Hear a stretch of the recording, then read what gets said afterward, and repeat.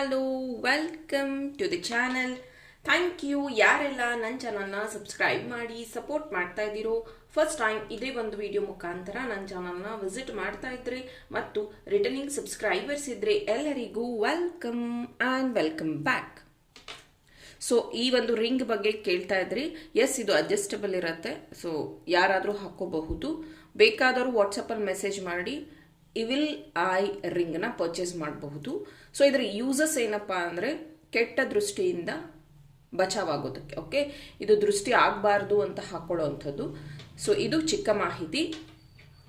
ಇವತ್ತಿನ ಟಾಪಿಕ್, ನೀವು ಯಾವ ಒಂದು ವ್ಯಕ್ತಿ ಬಗ್ಗೆ ಹಗಲು ರಾತ್ರಿ ಯೋಚನೆ ಮಾಡ್ತಾ ಇದ್ದೀರೋ ಆ ವ್ಯಕ್ತಿ ಈಗ ನಿಮ್ಮ ಬಗ್ಗೆ ಏನು ಯೋಚನೆ ಮಾಡ್ತಿದ್ದಾರೆ ಅನ್ನೋದ್ರ ಬಗ್ಗೆ ಈ ಒಂದು ಟಾಪಿಕ್. ಓಪನ್ ಮೈಂಡೆಡ್ ಆಗಿ ಈ ಒಂದು ರೀಡಿಂಗ್ ನ ನೋಡಿ, take what resonate to you, leave behind which is not resonating to you. ಯಾವಾಗ ಫಸ್ಟ್ ಟೈಮ್ ನಿಮ್ಮ ಸ್ಕ್ರೀನ್ ಮೇಲೆ ನೋಡ್ತಿರೋ ಆವಾಗ ಇದು ರೆಸೊನೇಟ್ ಆಗುತ್ತೆ. So without wasting any time ನಿಮ್ಮ ವ್ಯಕ್ತಿ ಬಗ್ಗೆ ನೀವು ನೆನಪಿಸ್ಕೋತಾ ಈ ಒಂದು ರೀಡಿಂಗ್ ನ ಸ್ಟಾರ್ಟ್ ಮಾಡ್ತಾ ಇದ್ದೀನಿ. ಏಂಜಲ್ಸ್ ನನಗೆ ಹೆಲ್ಪ್ ಮಾಡಿ ನನ್ನ ವೀವರ್ಸ್ಗಾಗಿ ಆ ವ್ಯಕ್ತಿ ಈಗ ಇವ್ರ ಬಗ್ಗೆ ಏನು ಯೋಚನೆ ಮಾಡ್ತಿದ್ದಾರೆ ದಯವಿಟ್ಟು ತಿಳಿಸಿ. ದಯವಿಟ್ಟು please.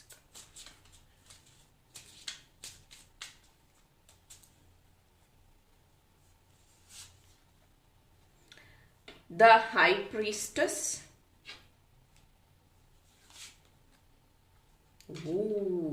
Judgment, beautiful.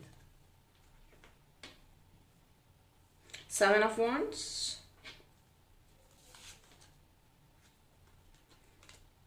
Son of Swords, Seven of Cups.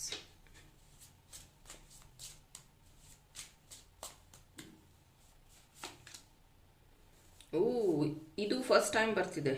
Ace of pentacles,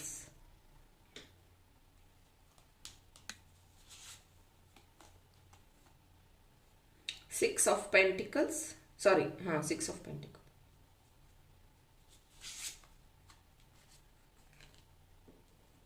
Five of Swords, the Hierophant, Daughter of Cups. Bottom of the deck, Three of Pentacles. Okay. So ನಿಮಗಾಗಿ ಈ ವ್ಯಕ್ತಿ ನಿಮ್ಮ ಬಗ್ಗೆ ಈಗ ಏನು ಯೋಚನೆ ಮಾಡ್ತಿದ್ದಾರೆ ಅಂತ ಹೇಳೋದಾದ್ರೆ, ಎಸ್, ಅವರ ಒಂದು ಯೋಚನೆ ಕಂಪ್ಲೀಟ್ಲಿ ಇವಾಗ ಬಿಸ್ನೆಸ್, ಮನಿ ಮೇಕಿಂಗ್ ಅಥವಾ ಜಾಬ್, ಕೆರಿಯರ್ ಈ ರೀತಿಯಾಗಿ ಕನ್ವರ್ಟ್ ಆಗಿರುವಂಥದ್ದು. ಇಷ್ಟು ದಿನ ಅವರು ನಿಮ್ಮನ್ನ ಮೀಟ್ ಆಗೋದಕ್ಕೆ ಅಥವಾ ನಿಮ್ಮ ಜೊತೆ ಮಾತಾಡೋದಕ್ಕೆ ಏನು ಕಾರಣ ಹೇಳ್ತಿರ್ಲಿಲ್ಲ.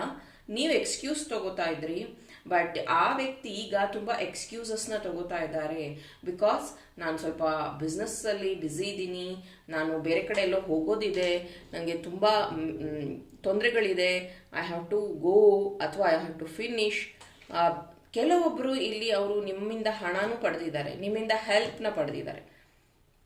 ಹಣ ಅಂದರೆ ಹಣ ಎಕ್ಸಾಕ್ಟ್ಲಿ ಅಲ್ಲ, ಮೇ ಬಿ ಕಾಸ್ಟ್ಲಿ ಗಿಫ್ಟ್ ಆಗಿರಬಹುದು, ಮೇ ಬಿ ನೀವು ಅವರಿಗೆ ಬೈಕ್ ಕೊಡಿಸಿರಬಹುದು, something gadgets, phone, camera, iPod, something you gifted. ಆ ರೀತಿಯಾಗಿ ವೈ, ಬಿಕಾಸ್ ಆ ಒಂದು ವ್ಯಕ್ತಿಗೆ ಅದು ಇಷ್ಟ ಆ್ಯಂಡ್ ಅವ್ರ ಮೇ ಬಿ ಅವ್ರ ಬರ್ತ್ಡೇಗಾಗಿರ್ಬಹುದು ಅಥವಾ ಯಾವುದೋ ಒಂದು ಕಾರಣಕ್ಕೆ ಗಿಫ್ಟ್ ಕೊಟ್ಟಿದ್ದೀರಾ. ಆ್ಯಂಡ್ ಇನ್ನೂ ಒಂದು ಏನಂದರೆ, ಮಾತಾಡ್ತಾ ತಮಾಷೆಗೆ ಅದನ್ನೇನಾದರೂ ನೀವು ಹೇಳಿದ್ರು ಆ ವ್ಯಕ್ತಿಗೆ ತುಂಬ ಹರ್ಟ್ ಆಗುವಂಥದ್ದು, ತುಂಬ ಬೇಜಾರಾಗುವಂಥದ್ದು. ಎಗೇನ್ ಅವ್ರು ಹೇಳುವಂಥದ್ದು, ನಾನು ನಿನ್ನ ಲೈಫಲ್ಲಿ ಇದ್ದಿದ್ದು ಮತ್ತು ನನ್ನ ಲೈಫಲ್ಲಿ ಇರುವಂಥ ರಿಸ್ಕ್ನೆಲ್ಲ ನಾನು ನಿನ್ನ ತೊಗೊಂಡು ನಿನ್ನ ಲೈಫಲ್ಲಿ ಇದ್ದೀನಿ, ಬಟ್ ನೀನು ನನ್ನ ಜಡ್ಜ್ ಮಾಡ್ತಿದ್ದೀಯಾ, you are judging me. And ನೀವು ಈ ಪ್ರೀತಿನ ಬೆಳೆಸಬೇಕು, ಚೆನ್ನಾಗಿ ನೋಡಬೇಕು, ಮುಂದಿನ ದಿನಗಳಲ್ಲಿ ನಮ್ಮ ಈ ಜೋಡಿ ಅಂತ ನೀವು ಅನ್ಕೋತಾ ಇದ್ದೀರಾ. ವೇರ್ ಆ ವ್ಯಕ್ತಿ ಇಲ್ಲ, ನೀನು ಅನ್ಕೊಂಡಿರೋ ಥರ ಆಗೋದಿಲ್ಲ, because there is so much problem, ನಾನು ಹೀಗೆ ಅಂತ ಅನ್ಕೊಂಡಿರಲ್ಲ. ಬಿಕಾಸ್ ಇಲ್ಲಿ 7 2 ಸತಿ ಬಂದಿದೆ. ನಂಬರ್ 2023 ಅಲ್ಲಿ ಟೋಟಲ್ ನಂಬರ್ 7 ಇತ್ತು. ಈ ಒಂದು 3 ಆಫ್ ಪೆಂಟಿಕಲ್ಸು ಅಷ್ಟೇ. 2023 ಅಲ್ಲಿ ಮೇಜರ್ ಚೇಂಜಸ್ ನಿಮ್ಮ ಪ್ರೀತಿಯಲ್ಲಿ ಆಗಿರುವಂಥದ್ದು. ಅದಕ್ಕಿಂತ ಮುಂಚೆ ಮೇ ಬಿ ನೀವಿಬ್ರು ತುಂಬ ಚೆನ್ನಾಗಿದ್ರಿ, ತುಂಬ ಒಬ್ರಿಗೊಬ್ರು ಹಚ್ಕೊಂಡಿದ್ರಿ, ಏನೂ ಡಿಸ್ಟ್ರಾಕ್ಷನ್ಸ್ ಇರಲಿಲ್ಲ, ಏನೂ ತೊಂದರೆಗಳಿರಲಿಲ್ಲ. But 2023 something distractions happen. ನಿಮ್ಮಿಬ್ಬರ ಮಧ್ಯೆ ತುಂಬ ತೊಂದರೆಗಳು ಶುರುವಾಯಿತು. ಥರ್ಡ್ ಪಾರ್ಟಿಯಿಂದ ಆಗಿರಬಹುದು ಅಥವಾ ಅವರದೇ ಒಂದು ವಿಷಯದಿಂದ ಆಗಿರಬಹುದು.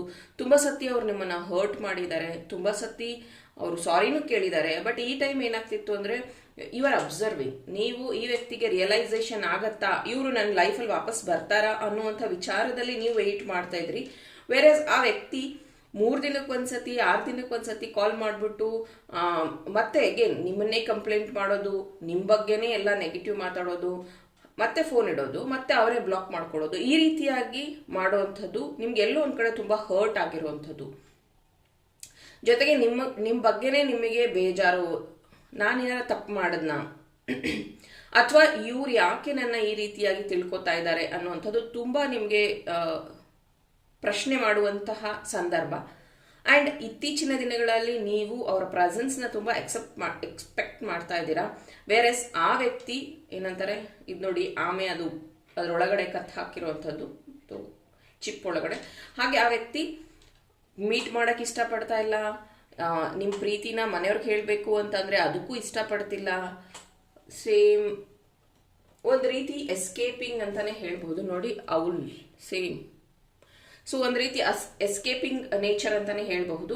ಇಲ್ಲ ಟೈಮ್ ಇಷ್ಟು ದಿನ ಅವರೇ ಸ್ಟಾಪ್ ಮಾಡಿದ್ರು, ಟೈಮ್ ಬಂದಾಗ ಎಲ್ಲ ಸರಿ ಹೋಗುತ್ತೆ, ಎಲ್ಲ ಹೇಳ್ಕೊಳ್ಳೋಣ, ಇದನ್ನು ನಾವು ಫೇಸ್ ಮಾಡಬೇಕು, this we have to patience ಆಗಿರಬೇಕು, ಮುಂದಿನ ದಿನಗಳಲ್ಲಿ ತುಂಬ ಚೇಂಜಸ್ ಬರುತ್ತೆ, ನಾವು ಅಡ್ಜಸ್ಟ್ ಆಗಬೇಕು ಅಂತ ಅಂತಿದ್ದಂಥ ವ್ಯಕ್ತಿ ಇವಾಗ ಇಲ್ಲ, ಇದೆಲ್ಲ ಏನು ಹೇಳೋದು ಬೇಡ, ಇದೆಲ್ಲ ತೊಂದರೆ ಆಗತ್ತೆ, ನಾವು ಹೀಗೆ ಸುಮ್ಮನಿದ್ಬಿಡೋಣ, ನಾವೇನಾದ್ರೂ ಮಾತಾಡಕ್ ಹೋದ್ರೆ ಇದು ಬೇರೆ ರೀತಿ ಆಗತ್ತೆ, ಅಥವಾ ಆ ವ್ಯಕ್ತಿ ಯಾವುದೇ ಆಕ್ಷನ್ ಏನು ತೋರಿಸ್ದೇನೆ ಜಸ್ಟ್ ಅಬ್ಸರ್ವಿಂಗ್.